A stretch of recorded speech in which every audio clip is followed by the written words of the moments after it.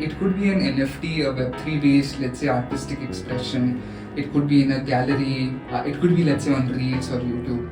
As long as you, as an individual, understand how to appreciate art, you will not have that debate or confusion in your head. There's this some guy who has a video that every man has to gotta buy 5 suits. First you buy a black suit, then you buy a pink suit, and something like this. And people are creating videos sharing that. I don't even know what they. Who is writing that? And they are writing this every day. Yeah. I mean, how can somebody be consistently bad?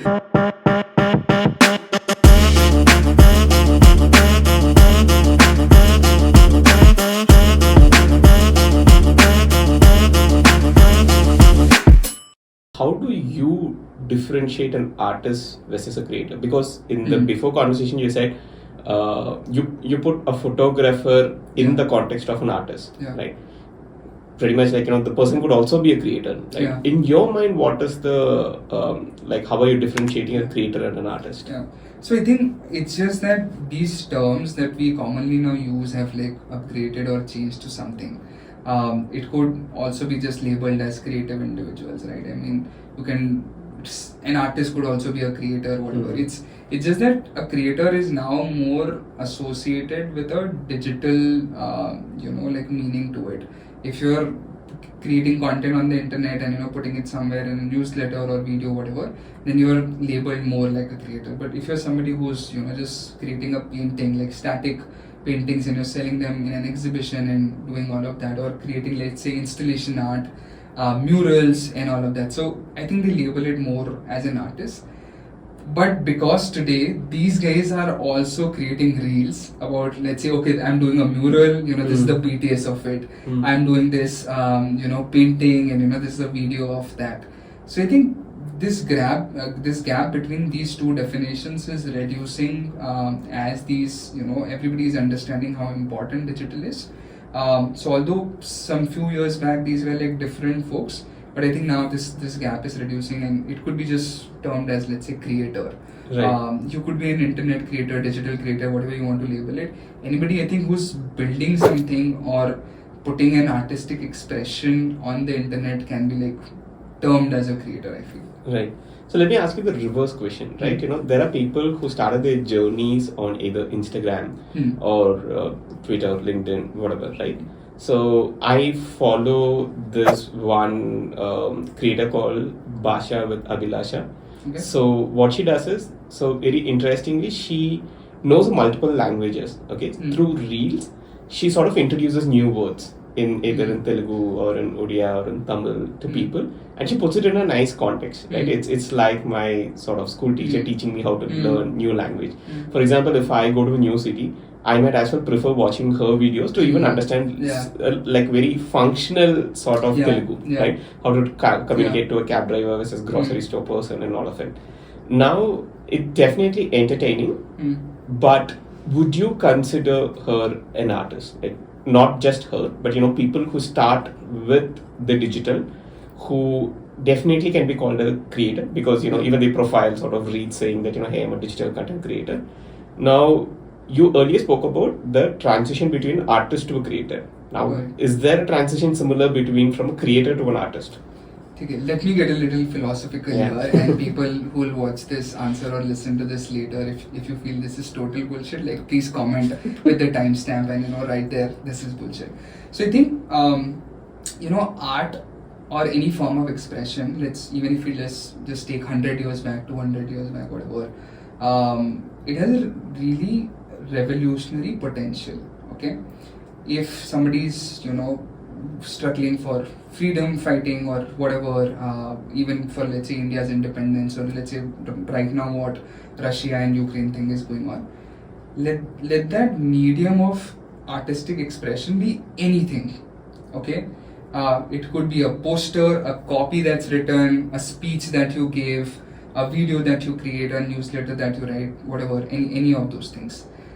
As long as your expression in the form of speech, whatever, body language, dance, it could be anything, skit, anything that's there, as long as your expression is moving something in audience, or is helping people get perception about newer things, I think it does its job.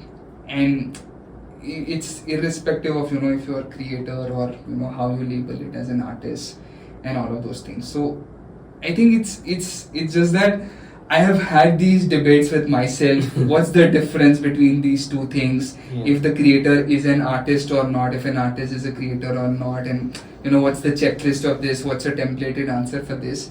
I think all of these things are for us as individuals to see if I consider this podcast setup as an art or not. I mean, I really consider this, but for some other folks, it might just be like, oh, this is just setup, something technical. But it's really art is like in the eyes of like the people who are perceiving it. Yeah. So I think I view at this entire debate of creator, artist, and all of that from this angle. As long as I see, and it's okay if people on the internet might not agree with it, I'm okay with it. But it just makes me more peaceful and just makes me enjoy everything rather than having that confusion and being in that debate that which side to go on. Right. I've also had this similar sort of ideas in my head. For me, I go back to this one entire sector of artists who kind of put themselves under conceptual art. So they come up with extreme things, like probably could be absurd things. Like I remember reading about an artist who had put up just empty wall or an empty like frame inside a gallery, and people like stood in lines to go and watch it. Right. Yeah. And why did it become famous? Like it's not that anybody could do that, but the person had a personality and an aura around the kind of work that he was doing previously. So now this is put in that context, saying that there's a claim to fame, sort of saying that hey, I went and visited it. There's a social status associated with it, right? And it has not changed much because we do see the similar thing in NFTs. People do ask me, hey, what is this? Is this an image? No, it's not just about an image. It also sort of when I purchase it or when I own it, it says that I stand for something, or there's a social status sort of associated with it, right?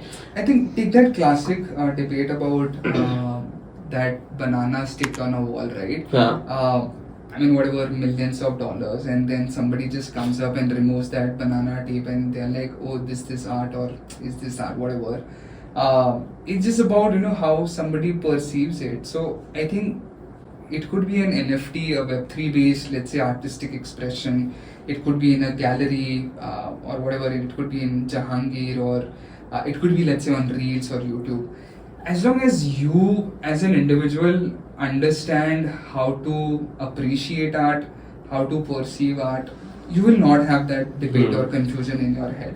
On the internet, obviously, these things will keep going on. On Twitter, people will keep asking about it. In comment section, this will keep going on. But if you as an individual know how to appreciate an artistic expression, I don't think so you will have that confusion in your head. Right. So I think the idea of labeling even like smaller activities or groups, I think it'll only keep increasing. Because we before this podcast we also discussed about how will a creator describe themselves in to other people, sort of, right? So I think that labeling will keep going on in every, let's say, sector of the society, in every industry, and not just in the creator space. Look at our society, right? I mean, India as a country has so many labels, right? And we have just called it as caste or religion, but there are these labels for us. You go to, let's say, in any organization, we have created those labels for a systematic and smooth functioning of that organization, that this is marketing, this is ops, sales, whatever, and in that also so many.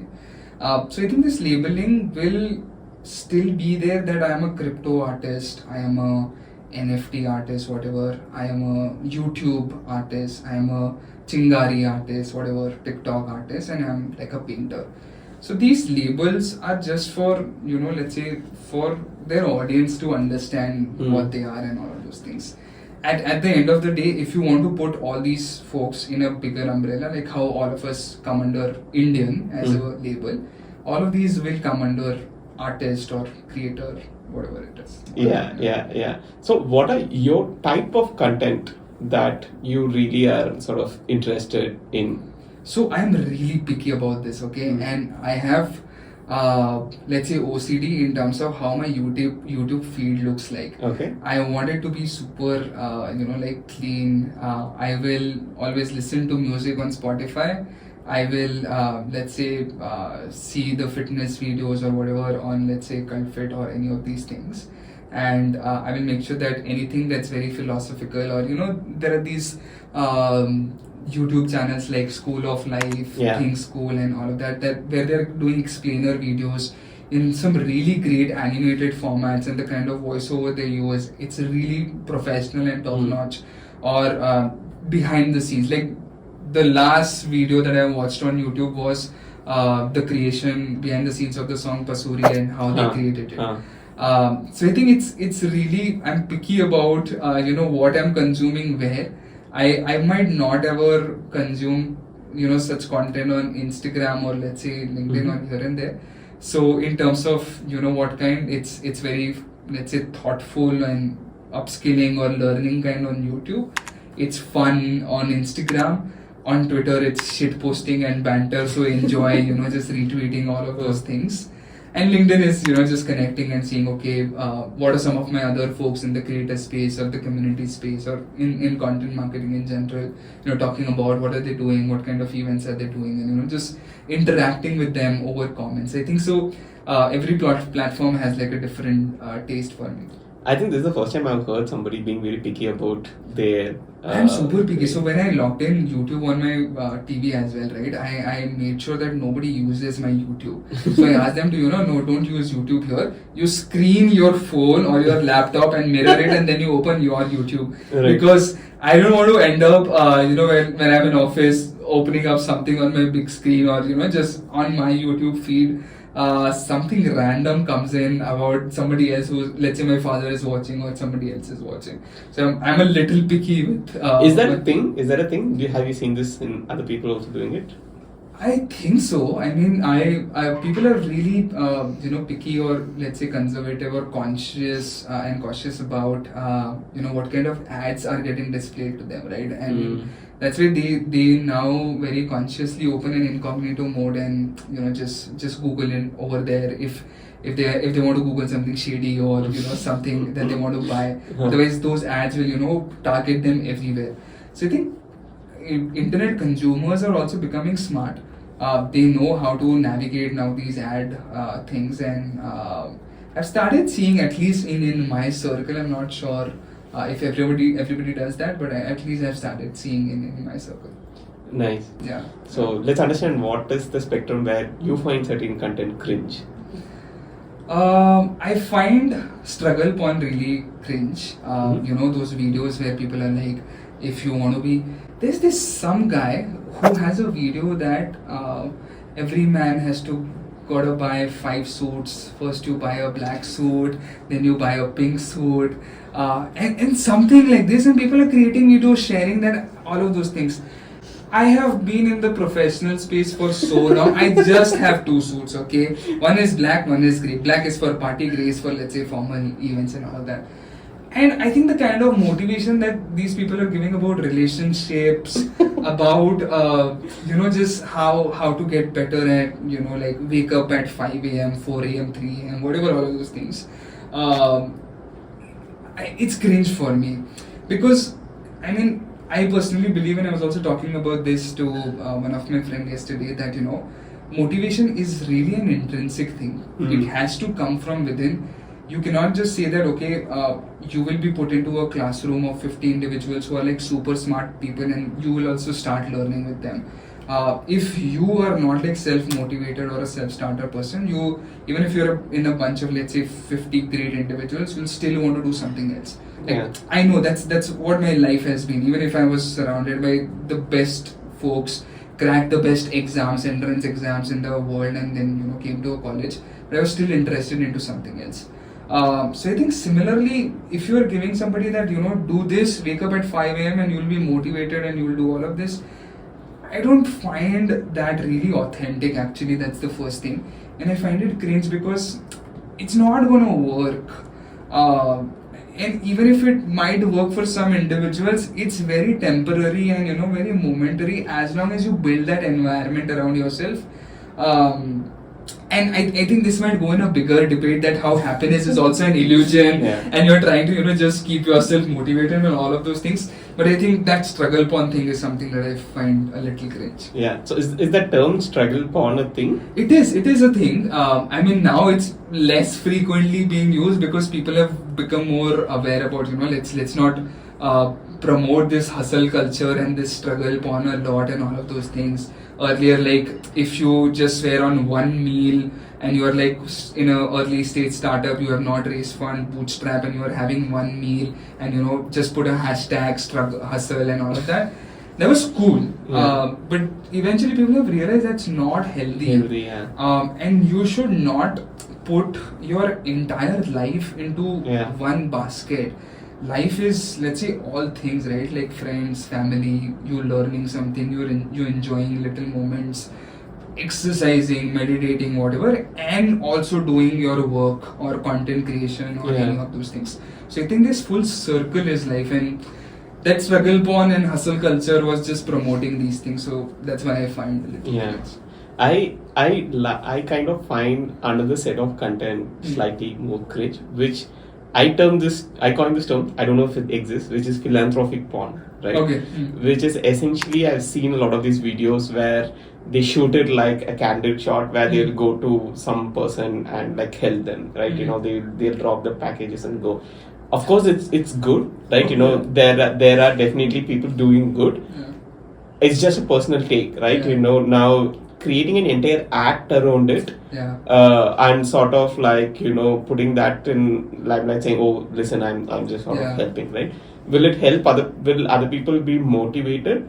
But it depends on authenticity. Like one thing I'm very sure is that in front of camera, internet can detect authenticity, right? Whether you're truly doing it or you're doing it for something else, right? But when you're doing it authentic, again, this is my personal belief. So the best people who are like in the philanthropy, they don't really talk about it much, right? That's one thing. And then there are these videos which are shot from the CCTV perspective. Have you seen them? So essentially, there's one video. This was getting very viral on Twitter. So there's this one lady. So there's a man who comes and drops this lady. She's pregnant. And this is all taken from a CCTV perspective, right? We'll also link the video description below, where she's in front of a railway station, and there's a slope where she has to get to the bridge, right? She's struggling. There's a baggage and she's struggling. She can't lift it up and stuff like that. All of a sudden, two army people come and they kind of help her take the luggage, and then it ends with a very patriotic sort of a note, right? Massively being shared, right? Saying, "Oh, this is why we love the army. This is why." So for the first go, it definitely sounded very authentic because it's not shot like cameraman types, right? It's shot from a very CCTV perspective. There is no audio, and just it's very black and white sort of a thing. Then when I tried understanding the video deeper, it's when I understand these are series of videos created just to promote the sort of a good sort of a vibe image, or maybe join the army. Also, this is done this is also done in US, right? And that is also a thing in India. So some of these are, to some extent, it's fine, right? To some extent, some of them become too much, it becomes too much. Right? Now, at what point do you draw the line for such videos, and at what point it becomes interesting, what point it's sending a message, at what point it becomes cringe, is also a thing. I might give you an example, and let's just share some stories here, and which might be politically incorrect or correct, that I don't know. Maybe we'll put a disclaimer below this video. So, I've read about this, that these guys who did the marketing of Fire Festival, right? All the entire scam of it. I'm forgetting the name of that agency, but this agency was hired by Donald Trump and the team to create memes which were anti-Hillary, memes in 2016 and in that election period. And the internet and content in general has a lot of power with respect to this, to change beliefs of people, to just drive elections somewhere, the whole country's governance somewhere else, somebody's religion here and there, and we, I think, in India see this really often. So the content consumer has to become smarter day by day and understand, where is this funny, where is this authentic, where is this cringe, and where is this incorrect. So I think that the user has to understand that and make themselves smarter about this. And I use this like a take 2 second formula, and this is something that I learned in my manufacturing job, where whenever you're in a factory, you have to take 2 seconds before doing anything risky. Like if you're not wearing the helmet and going into the factory, you have to take 2 seconds. Is this worth it? Will I lose my job if something happens to me? So whenever I see something stupid on the internet, I take 2 seconds if I want to respond to this or not, and get into like a Twitter argument or whatever, LinkedIn argument and Instagram comment argument and all of those things. So I think as users, we should take those 2 seconds before sharing it somewhere ahead. Especially like parents or people who are like 60 plus, who are on these WhatsApp groups starting to forward I don't know what all content from around the web. I don't even know who's creating this content. But like when I was like young, my dad used to check my phone. Now I have to check his phone as to what messages he's forwarding in which groups. So I think as users, we have to take those 2 seconds whether to decide if this is correct or cringe or authentic or whatever, all of that. I think the most fun content creation job is like this origin of these WhatsApp messages. I don't know how. What I don't even know what they're Who is writing that? And they're writing this every day. Yeah. I mean, how can somebody be consistently bad? That's like a good, like I don't know what kind of work that they're doing or thought process that they're going through, but it's really weird to read those good morning whatever messages. Yeah, I remember one conversation with an auto driver I had like few months back. Okay, this was the time when the second dose of vaccine was actually being asked everybody to take a second dose of vaccine. So I had taken this dose, and I was, after a long time, I had come out and I took an auto. So I casually struck a conversation with the auto driver. I asked him, have you sort of taken your vaccination? He said no. Okay. I said why? I asked him why, what is the reason and stuff. And he said, I'm waiting for the Russian vaccine. Okay. Then it made me very curious. Why are you waiting for the Russian vaccine? You don't even know the name of it, but you want Russian vaccine. Right. Then he said, he gave me an explanation, which I was very convinced. But the explanation was little not so logical. Where he said, listen, the virus came from China, okay? And you think an Indian vaccine can beat a Chinese virus? No.